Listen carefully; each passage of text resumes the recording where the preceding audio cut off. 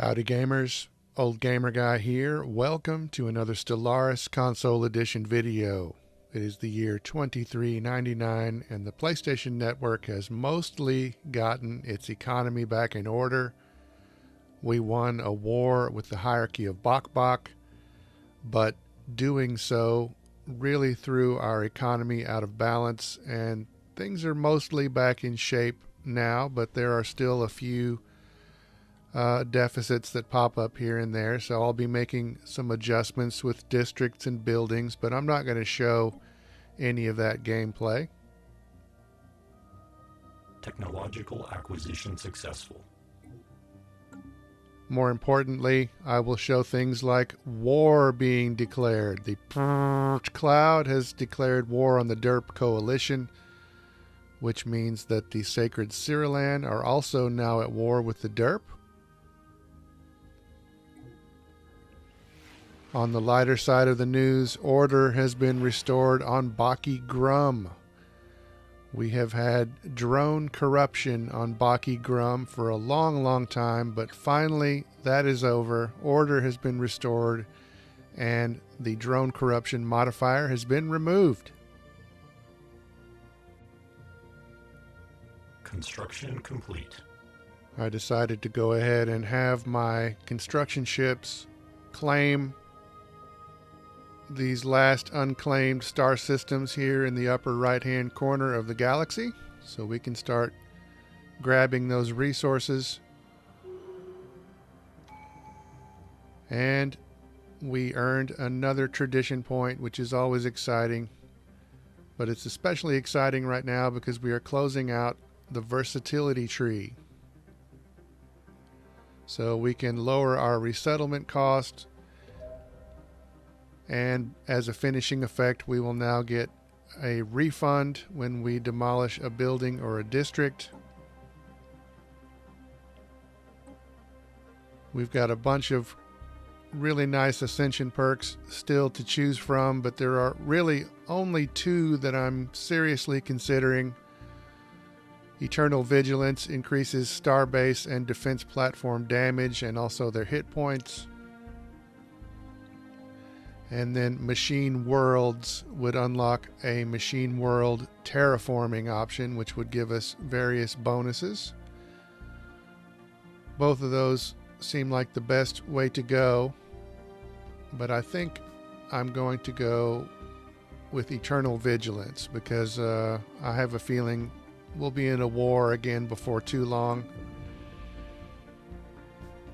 I've completed all the tradition trees, so I don't know how we unlock that last ascension perk. Hopefully we'll find out. The Derp Coalition has stopped guaranteeing the independence of the Bok.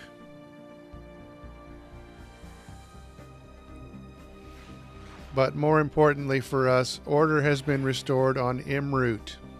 Just like on Baki Grum, we had a drone corruption modifier for a long time, but finally order has been restored and the modifier has been removed. Our 10-year deals with the artisans and the curators have run out again, and I always like to renew these deals if possible. Construction complete. We're still upgrading multiple star bases up here at the top of the map. I'm not planning on putting a fleet up here, so these star bases at these choke points will basically be our defense. So I'm trying to upgrade them as much as possible, and I'm putting missile batteries and gun batteries and targeting computers and things like that, and I'm slowly upgrading all of them into citadels. And hopefully I will get all of this done before anybody else declares war on us.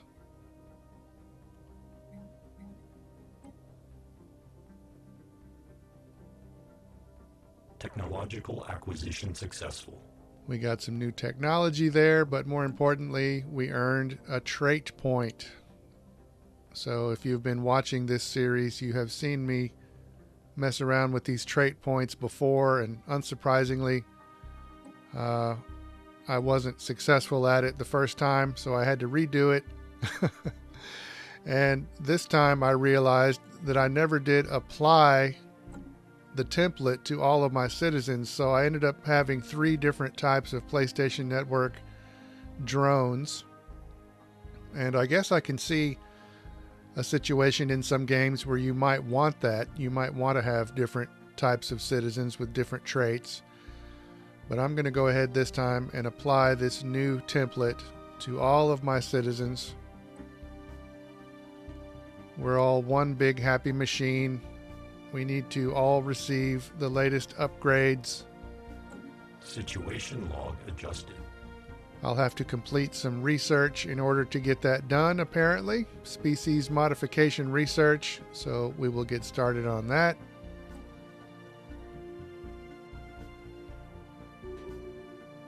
One of our edicts has expired.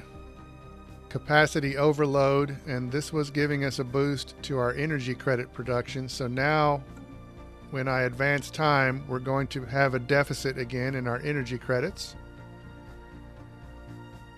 There it goes. We're back to -1, so not a huge deal, but it is a deficit. So I thought, well, I might as well just get that edict going again, but unfortunately I don't have enough influence to do it.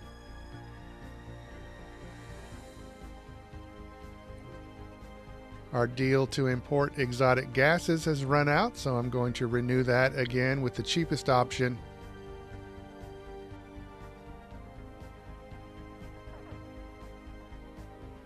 We have detected enemy vessels somewhere, and they are down here in Kelzen space. Suddenly there are pirate fleets. So I had this happen in at least one of my empires before, where suddenly some citizens decided to steal some ships and become space pirates. So this is apparently happening down here with the Kelzen. It's not a huge fleet.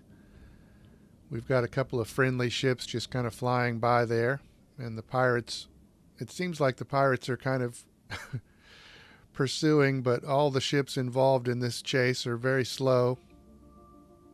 It looks like our ships are a little bit faster. But I still have control of our Federation fleets. I thought I would be Federation president for a limited amount of time and then it would pass to somebody else, but apparently Technological acquisition successful. apparently the strongest empire gets to be president, and we are the strongest empire in our Federation at this point. So I have complete control of our Federation fleets, which is interesting, but I'm going to send this big fleet after these pirates. And they're not going to have a problem at all dealing with these pirates, but look how slow they are. 268 corvettes and 3 destroyers, it looks like. The pirates don't give a damn. They're showing a lot of spirit and just charging at the fleet, and they will pay dearly for this stupid strategy.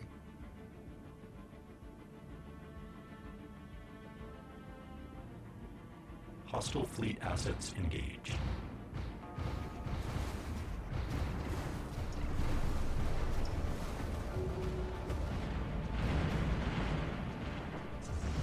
So, not surprisingly, a victory for the Federation fleet, and now they're going to go attack this little pirate base.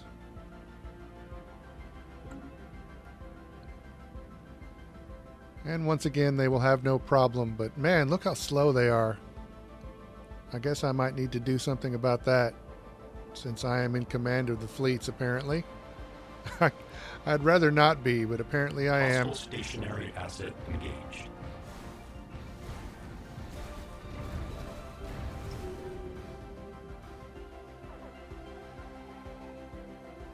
So they took care of the pirates in the one star system, and now they have arrived at the other star system with pirates.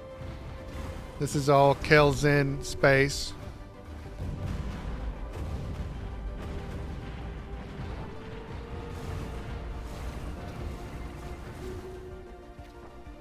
We have now raided the pirate station, and we got some energy credits and some minerals. And I figured since I'm in control of the fleet, we might as well have them come down here and go up here and kill these space amoebas. These space amoebas are classified as hostile. They're not just minding their own business. They will attack anybody that comes near them, so they are a danger. If they were passive, I would just leave them alone. But I thought, well, I might as well clear this space. And maybe the Kelzen and the serene cannabinoids will be able to grab a little bit of extra space for their own empires.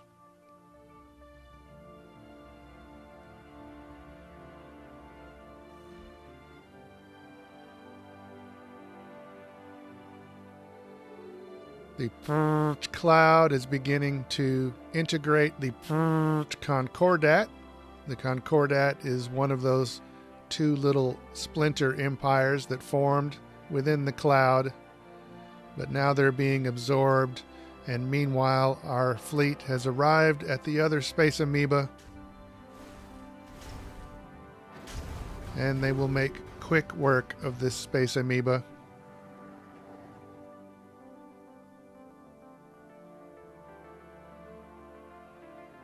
We detected some more pirates down here in serene cannabinoid space.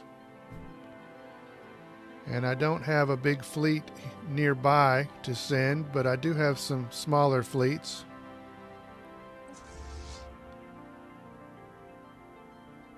Hopefully they will be able to take care of the pirates without much of a problem.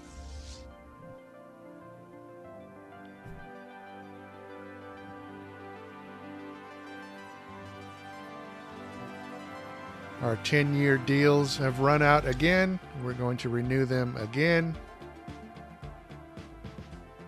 Construction complete.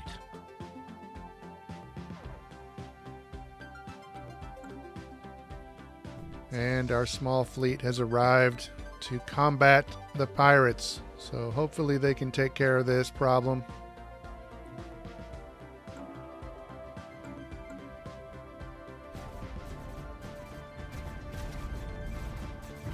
Numerically, it appears they can handle it, but you never know with this game.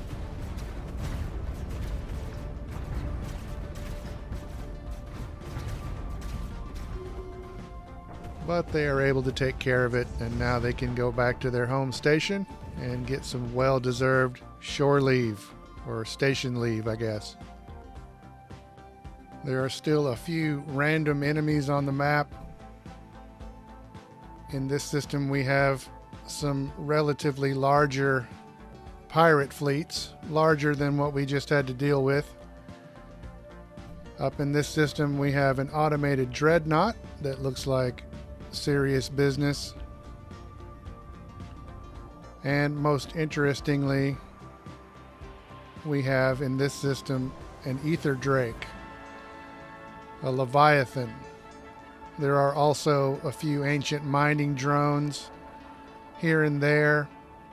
We don't have to deal with any of this right now, and maybe not at all, but it is making me think about defense. So I was thinking at this station near the Sasson system, we might go ahead and put some more shipyards so we can supply ships down in that area. Up in the Brocken system, we've got a couple of shipyards here, but I thought I might as well replace them with more defensive measures, guns and missiles. And then in the Gossamer system, I'm upgrading this station, and I'm going to start adding shipyards here so we can supply ships to this side of our space quickly, just in case we need them. Once again, our deal to import exotic gases has run out, and once again we will renew this deal with the cheapest option because we're cheap like that. We can upgrade a few more star bases before we reach our limit. It looks like we can upgrade 5 more, so I'm going to upgrade this one. And we'll start putting things like solar panels and whatnot. Maybe resource storage. Down this way, it looks like the Kelzin and the cannabinoids have claimed that empty space that we freed up for them.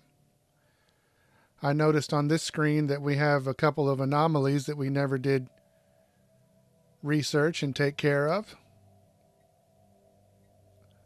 So I thought I might as well get started on those. Maybe we'll get a good bonus out of these. I notice in our space, in our main area of space, there are a bunch of planets that we never did try to colonize. Like a bunch of them. And I probably should have been slowly colonizing these planets as the game has gone along. Hopefully it's not too late to do that. So, looking at this list of our habitable planets, we're machines, so we can pretty much go anywhere. But I'm looking for a relatively large planet with good potential for energy credits and mining credits. And it looks like this Arctic world might fit the bill.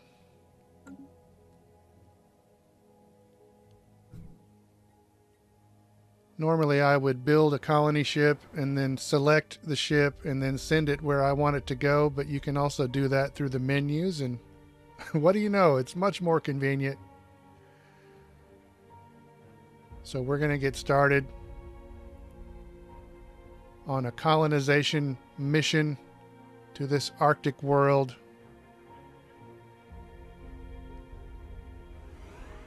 And before too long, our colony ship is ready to leave on its historic mission. Well, maybe not historic, but it's a very cool mission to colonize another world. Speaking of historic, the sleepers have awakened. It began as a subtle shift in Bavian behavior. Scattered reports of their ships, once rarely seen outside their own space, now being spotted in remote systems all across the galaxy. Highly advanced scouting vessels visiting ancient ruined worlds, refusing all hails and fleeing when attacked. Their purpose and mission unknown until now. We now know that the Bavi were preparing, recovering the databanks of survey beacons and automated scouting posts left behind when they retreated to their present borders, gathering information for their return to the galactic stage. In Bavi space, fleets are gathering, armies are being mustered, and ancient factories roar to life. For the first time in an age, the Bavi zealots are looking outwards, beyond their borders and towards the galaxy at large. As their decaying shipyards are repaired and refitted and the dormant systems of Titan foundries come online, the rest of the galaxy is left with only one question. Who will this once sleeping giant target first in their quest to reclaim age-old glory lost? Are they decrepit fools? No, unfortunately, I think they are giants in the playground, and they can now use the subjugation casus belli against us. So this is a big deal. The Bavi Guardians have awakened. They seem to be pissed off. They are mobilizing. I hope they will attack the Derp Coalition and the Sacred Cyrillan and the Cloud, but only time will tell. I think this is a good spot to end this video, though. We'll pick it up right here next time. As always, thanks for watching.